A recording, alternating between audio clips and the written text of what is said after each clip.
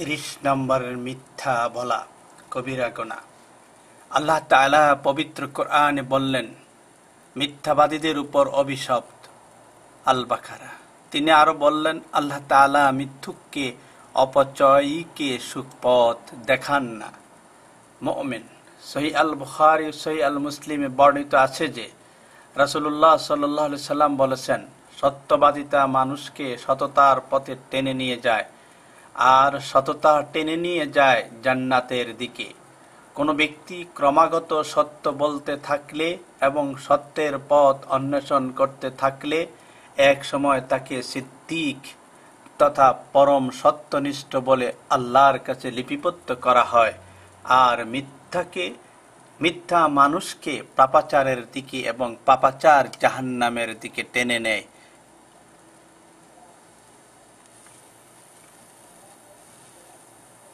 পাপাচারের দিকে এবং পাপাচার জাহান্নামের দিকে টেনে নেয়। আর কোন ব্যক্তি ক্রমাগত মিথ্যা বলা ও মিথ্যার পথ অন্বেষণ করতে থাকলে একসময় আল্লাহর দরবারে তাকে মিথ্যুক লেখা হয়। সহিহ আল বুখারী ও সহিহ মুসলিমে আরো বর্ণিত হয়েছে যে রাসূল সাল্লাল্লাহু আলাইহি সাল্লাম বলেছেন, তিনটি জিনিস মুনাফিকের আলামত, চাই সে যতই নামাজ রোজা করুক এবং নিজেকে মুসলমান বলে দাবি করুক, কথা বললে মিথ্যা বলে, ওয়াদা করলে তা খেলাফ করে এবং আমানত রাখলে তা খেয়ানত করে। সহিহ আল বুখারীতে অপর এক হাদিসে আছে যে রাসূল সাল্লাল্লাহু আলাইহি সাল্লাম বলেছেন, চারটি দোষ যার ভেতরে থাকবে সেই খাঁটি মুনাফিক, আর যার ভেতরে এর একটি থাকবে সে তা ত্যাগ না করা পর্যন্ত তার ভেতরে মুনাফিকের একটি আলামত থেকে যাবে। আমানতের খেয়ানত করা, ওয়াদা খেলাপ করা, মিথ্যা কথা ও ঝগড়ার সময় গালিগালাজ করা।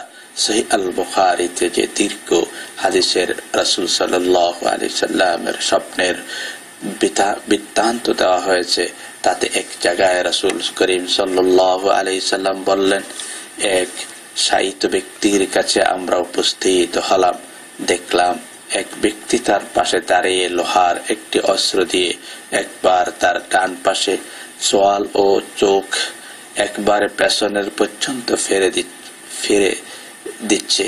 তারপর যখনই বাম দিক অনুরূপ ফেরে দিচ্ছে তখন ডান দিকটা আগের মতো স্বাভাবিক হয়ে আছে। আবার ডান দিকে পুনরায় চোয়াল ফেরে দিলে বাম দিকে ভালো হয়ে যাচ্ছে। আমি জিজ্ঞাসা করলাম, এই ব্যক্তিকে? আমার সঙ্গী ফেরেশতাদ্বয় বললেন, সে বাড়ি থেকে বেরিয়ে একটা মিথ্যা গুজব রটিয়ে ছেড়ে দিত এবং তা চারিদিক ছড়িয়ে পড়ত। আর একটি হাদিসে রাসূল সাল্লাল্লাহু আলাইহি সাল্লাম বলেছেন, মুমিনের স্বভাব সব রকমের দোষ থাকা সম্ভব, কিন্তু মিথ্যা ও খেয়ানত থাকা সম্ভব নয়। রাসূল সাল্লাল্লাহু আলাইহি সাল্লাম বললেন, তোমরা কারো সম্পর্কে খারাপ ধারণা পোষণ করো না, কেননা খারাপ ধারণা জঘন্যতম মিথ্যাচার। সহিহ আল বুখারী ও মুসলিম শরীফের হাদিসে আছে যে রাসূল সাল্লাল্লাহু আলাইহি সাল্লাম বলেছেন, তিন ব্যক্তির সাথে আল্লাহ তাআলা কিয়ামতের দিন কথা বলবেন না, তাদের দিকে দৃষ্টি দেবেন না এবং তাদেরকে গুনাহ থেকে পবিত্র করবেন না। ব্যভিচারী ব্যক্তি, মিথ্যুক শাসক এবং অহংকারী দরিদ্র। মুসনাদে আহমদ হাদিসে রাসূল সাল্লাল্লাহু আলাইহি সাল্লাম বললেন, মানুষকে হাসানোর জন্য যে মিথ্যা বলে তার সর্বনাশ হোক, তার সর্বনাশ হোক, তার সর্বনাশ হোক। মিথ্যার মধ্যে অধিকতর মারাত্মক হচ্ছে মিথ্যা শপথ। সূরা আল মুনাফিকুনে আল্লাহ তাআলা এটিকে মুনাফিকদের স্বভাব বলে অভিহিত করেছেন। তিনি বলেছেন, মুনাফিকরা জেনে শুনে মিথ্যা শপথ করে। 26 নম্বর কবিরা গুনাহ দ্রষ্টব্য। আবু দাউদ, তিরমিজি, নাসাই ও বাইহাকিতে বর্ণিত হাদিসে রাসূল সাল্লাল্লাহু আলাইহি সাল্লাম বললেন, তিনজনের সাথে আল্লাহ তাআলা কিয়ামতের দিন কথা বলবেন না, তাদেরকে পবিত্র করবেন না, অধিকন্ত তাদের জন্য কঠিন শাস্তি নির্ধারিত থাকবে। যে ব্যক্তি উদ্বৃত্ত পানি আছে কিন্তু পথিককে তা ব্যবহার করতে দেয় না, যে ব্যক্তি খরিদ্দারকে মিথ্যা শপথ করে বলে যে আমি এত দামে কিনেছি, আর খরিদ্দার তা বিশ্বাস করে তা অধিক মূল্য কিনে নেয়, অথচ আসলে সে সেই দামে তা কেনেনি। এবং যে ব্যক্তি কোনো নেতার প্রতি নিছক দুনিয়াবি স্বার্থের জন্য আনুগত্য করার ওয়াদা করে, অতঃপর নেতা তাকে স্বার্থ দিলে সে তার আনুগত্য করে, নচেত করে না। রাসূল সাল্লাল্লাহু আলাইহি সাল্লাম আরো বললেন যে ব্যক্তি তোমাকে সত্যবাদী বলে বিশ্বাস করে, তার সাথে মিথ্যা কথা বলা নিকৃষ্টতম বিশ্বাসঘাতকতা।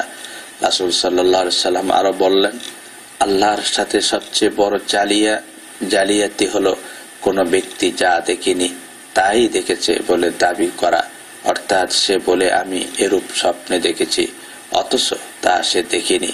হযরত ইবনে মাসউদ রাদিয়াল্লাহু তাআলা আনহু বললেন, কোন বান্দা ক্রমাগত মিথ্যা বলতে থাকলে তার হৃদয়ের প্রথমে একটা কালো দাগ পড়ে, অতঃপর সে দাগ বড় হতে হতে পুরো হৃদয়টা কালো হয়ে যায়, তখন আল্লাহর কাছে তাকে মিথ্যাবাদী লেখা হয়। সুতরাং সুস্পষ্ট ও সুনির্দিষ্ট কল্যাণ নিহিত আছে এমন অবস্থা ছাড়া কোন মুসলমানের কোন অবস্থাতে মিথ্যা বলা উচিত নয়, তার উচিত হয় সত্য বলা।